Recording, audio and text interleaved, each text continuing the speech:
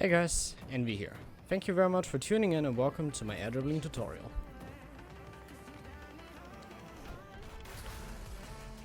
Woo! Fuck yes, finally! Holy shit, that took ages. I don't know how many tries that fucking took me, but that was finally a good one. Holy shit. Airdribbles, one of the most iconic mechanics in all of Rocket League. Even back in the day, it was a mechanic to be scared of, since it was simple, yet hard to deal with. Nowadays, people who can airdribble consistently are far more common. However, it is still a mechanic that requires a ton of practice to master. Anyway, without further ado, let's jump straight into it. Before we actually start off, we're going to split this up into three parts: the setup, the dribble, and the finishing touches. As for most mechanics, the setup is the most important part, because it essentially decides how many options you have as you execute the mechanic. The setup commonly starts from either the ground or the wall. Generally, starting it from the wall is easier, because starting it from the ground requires better ball control. To keep it simple, I'll show you the easier method first. To start it off, we're going to roll the ball towards the wall like so. It doesn't matter how fast exactly we're going, but what's crucial for the setup is that the ball is not bouncing so that we can control it easily and that we match the speed of the ball. The first few touches on an air dribble need to be very gentle and delicate. If you're way faster, you're just going to smash it super far away from you with no way to control it, and if you're way slower than the ball, it will fall onto you after you've jumped and it's almost impossible to salvage good control from that. Now that we've got the ball rolling up the wall the way we need it, we have two ways to actually start the air dribble properly. The easier method is to follow up the ball, and as you hit it, you gently tap your brakes and jump right after. This is not as clean as the next option, but it's way easier to work with, so I recommend practicing that one first.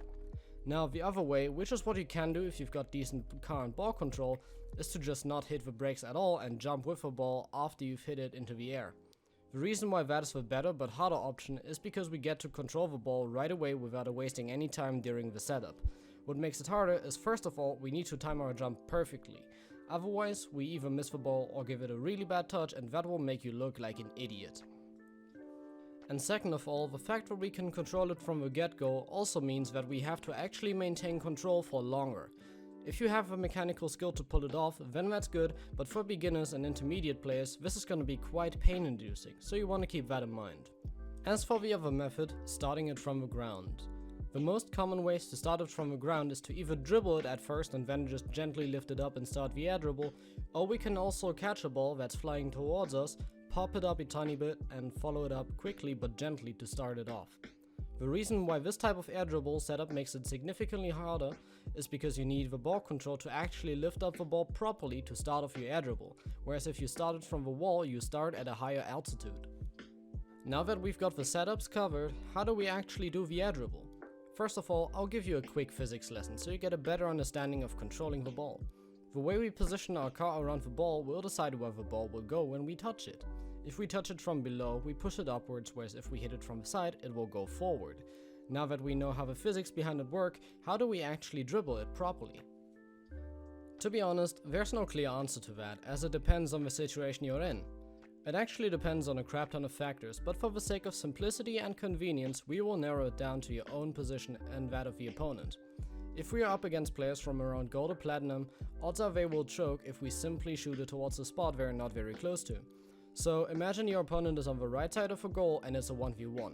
All we need to do is air dribble it into the top left corner and watch them struggle to reach it. This concept isn't exclusive to lower elos, by the way, we do this in Grand Champ constantly. But what do we do against players that are very experienced in defense or when our shot is just not likely to go in? That's where the final topic of this video, the finishing touches, will come in. Now, the finishing touches are an essential factor when it comes down to actually scoring the air dribble. A finishing touch can be as simple as a final strong touch on the air dribble to just lift it over your opponent, but it can also be a double touch, a pinch, a 50-50, a flip reset. The options are basically countless, and what finishing touches you can execute mostly depends on your mechanical skill. This is also the point where you can shine with your creativity. But please keep in mind that a lot of the time, a simple finishing touch will perform just as nicely as something fancy. And with that said, that concludes my air dribbling tutorial. If you have any feedback or questions, leave them in the comments down below. If you like this video, please consider hitting the like and subscribe button. It only takes a couple of seconds and it really helps a small content creator like me to grow. My Discord server is also linked in the description in case you'd like to be a part of my community. Thank you very much for tuning in. My name is Envy. Hope you enjoyed and have a good one.